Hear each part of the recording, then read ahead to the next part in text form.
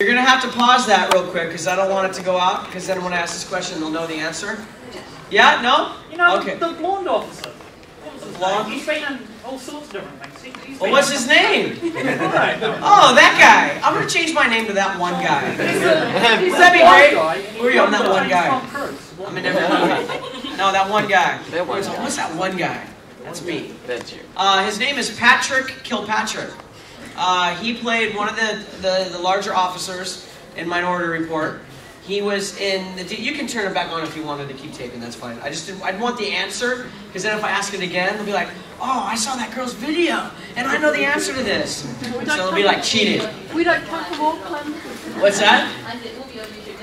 Oh, all right.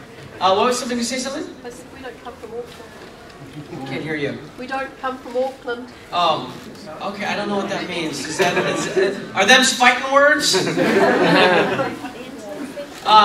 So in the Deep Space Nine episode, like the Siege and yeah, just the Siege, he was the guy with the Catch Yourself white tubes around his neck. And in the Voyager episode, he was like the guy in charge who I had to kiss, the kiss of death. He didn't stick his tongue out, thank God. But he was the one that kind of kissed me goodbye, like I was going to my death. So he's like this tall. He's a really nice guy, really big guy. Works. He's a character actor. Works a lot. But he was in. That's who it is. Patrick Kilpatrick. So if you ever see him at a convention, you'll know. You might see him. Sometimes I don't know if he gets out this far, but needless to say, that's who it was. So nobody's ever been able to answer that. I always think somebody would have the answer to that. What? No, well, he actually looks the same in the DS9 episode as he does on the Minority Report movie. He's not a creature. He's a Kazon, obviously, in the Voyager one, though. Anyway. Anybody else got another question for me? No? Okay. Yeah. What? Sorry, she had the first. Okay. Go ahead. Is your favorite character that you love acting with? Is there a favorite character I love working with or acting with on the show? You know, I wouldn't say there's a favorite because everybody brings different things to the table, so to speak. And I'm gonna get stuck with. Oh, where did I put my? Oh, I must have left it. Oh, it's right there. My headphones. I'm always thinking I'm gonna lose it or leave it somewhere. Every actor that I've worked with on the show brought different things to the table, so it was enjoyable for different reasons. There obviously were fewer. There were other characters that I worked with less. That would have been more fun to work with more, just because on a personal level, it'd be great to see them, hang out with them, and working with them. But obviously, you know, working with Jake was always a great time. We always got along. Off the set, I mean, I didn't hang out with anybody outside of the show because everybody was either older than me or younger than me. Meaning, I was always like, I started the show when I was about 23, 24, and I was kind of right in the middle.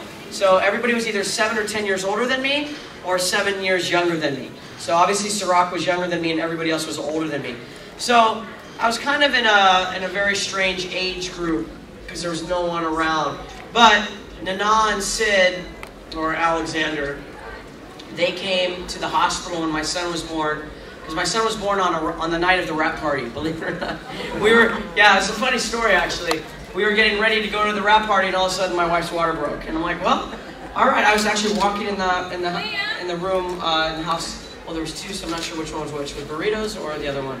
Needless to say, born then, and then Nana and Sid came by the next morning to see my boys. Or my boy at the time.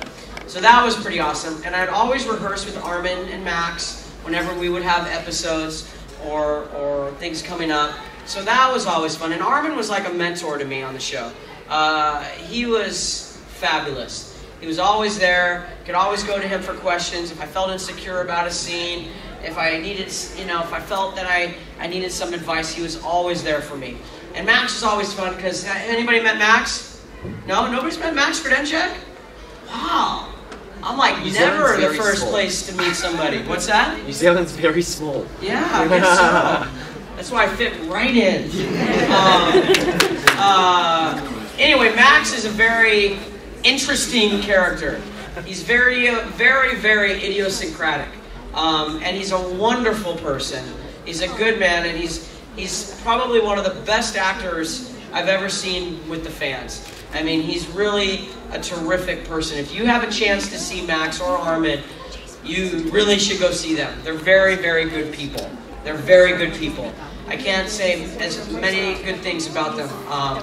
So needless to say, it was always great working with them. And lastly, you know what was really fun to work with was Avery Brooks. Anybody seen Avery? Have you seen Avery yet? Okay, all right. Only this side. Okay. He has, if you ever have a chance to meet Avery, he has a very charismatic energy about him. It's very intimidating also. You're almost like, you know, he talks in jazz, if that makes any sense to you. Anybody listen to jazz? Well, that's how he speaks. So you're sitting there going, huh?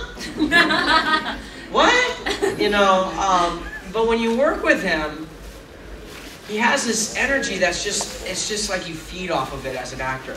And it was awesome. I'll tell you a story. In the episode Heart of Stone, y'all remember Heart of Stone? I think it was Heart of Stone. When I was asking for Cisco to sponsor me into Starfleet, okay? And we have this exchange in his office, right? And there was something I always did that I really loved. I would always do this. I kept forcing my hand out for a handshake. Because I remember thinking, okay, I'm a Ferengi. I don't really know their customs very well. I noticed they always like to handshake. It's a very good thing to handshake. So I went in there with this huge purpose, you know, to shake his hand. And at the end, I was very proud of that moment. I was rewatching it. And he's about to leave and goes, oh, yeah. You know, like, and Avery's awesome. He goes, all right, no, just go, you know, like this kind of attitude. But in the rehearsal, and I don't think it was that scene, it might have been a later scene, where he really wants to know why I want to go to Starfleet. I think it was a later scene, not the first one I was describing. And I'm kind of a little evasive about it. I don't really want to tell him why I really want to go to Starfleet. I just say, well, that's what I want to do. And the truth is I don't want to end up like my father, which is, how many kids say that? You know, how many people go through life, I don't want to be like my parents. I don't want to be like my mom or my dad.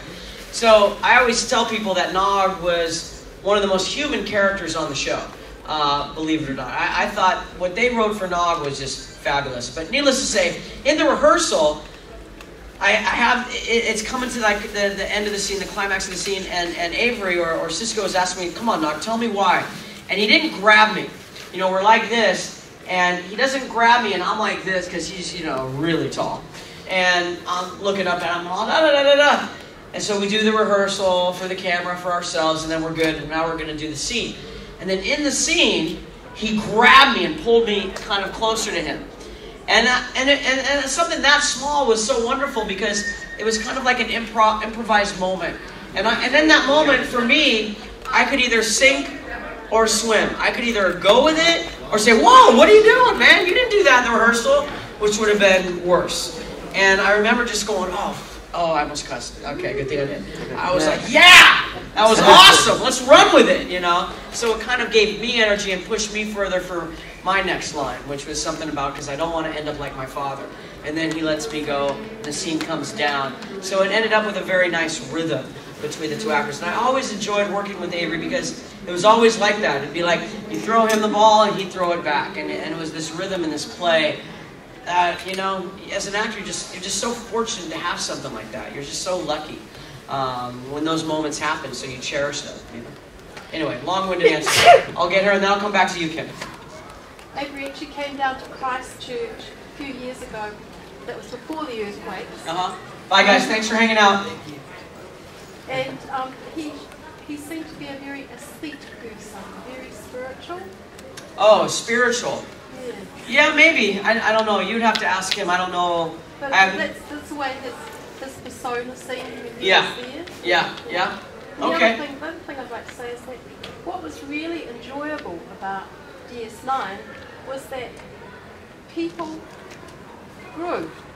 I didn't grow on DS9. I didn't grow at all. I was the same height when I started when I ended. I was hoping I would grow. They grew in personality Yeah. and in experience, and it actually came across as watching something really true. Yeah, really developed. I'm going to close this door because this is pretty loud out here. And then I'll answer, what if I just left? That'd be so funny. Oh, you thought you'd get out without me catching you. Nice try there, buddy. You better be in that line. That'd be so funny. So I'm just going to get in the store and I just leave. And then how long would you have waited? Ages. You said, Oh, they put that on treat yeah, I'd be like, yeah, bastard. Yeah, you know, you have to give that up to the writers. The writers filled DS9 with so many other characters, and they really made it a station with so many lives intersecting, and they committed to that through the whole series. So they constantly developed storylines that continually developed all these different ideas and characters, and they did a fantastic job at managing that. I mean, almost probably to the extent of maybe diminishing some of the regular actors' scenes or episodes, or even character growth. Somebody made a good point yesterday. They said, you know, all the characters had a point A to a point B by the time the show ended, except for Quark. That he didn't really change from the beginning to the end. I don't know how true that is. I would have to rewatch it and see if I felt the same, or that would be a good question for Armin. Ask him if he felt his character didn't develop over the 7 years. I know for me, they just wrote. I mean, they wrote fantastic things. They really did. I was very lucky, very lucky with that. And I also noticed. Sorry, Kim. No, you ask it. I'll say it afterwards because I won't remember. No, what's your question? I was just going to say, Nob's character has been in obviously some of my favorite episodes where it's really comedic, like the Magnificent Ferengi and what's the other one? The Little Green Men. But I mean, you've got, and the Nob's character has got like the two areas where very, how should I say, Ferenginess comes about, opposed to once he joins Starfleet, it's got the Starfleet. I mean, is that sort of? Well, whether he's in Starfleet or whether he's hanging out with the Ferengis, he's the same person. See, that's what I felt was always important with Nog. I honestly feel I had the least comedic scenes than the other Ferengi. I felt I was taken a lot more seriously than the others were. And that was mostly because they had me join Starfleet. You know, I feel like I'm only talking to this half of the... you guys aren't asking any questions over here.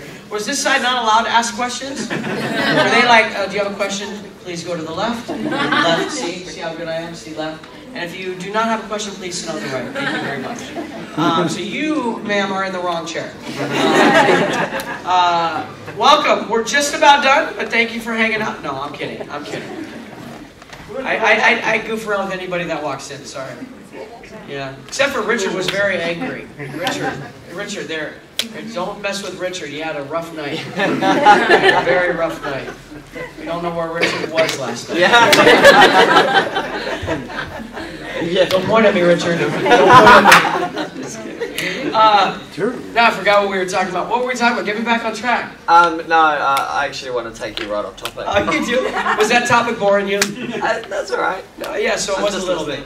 I forgot what I was saying about. No, so where was I? Adrian? Nobody knows. Funny. Oh, funny. Nobody else was listening either. Talking about how the other Ferengi were funny and Oh, yes. thank you. One person was listening. Yeah. Thank you. You're awesome. You're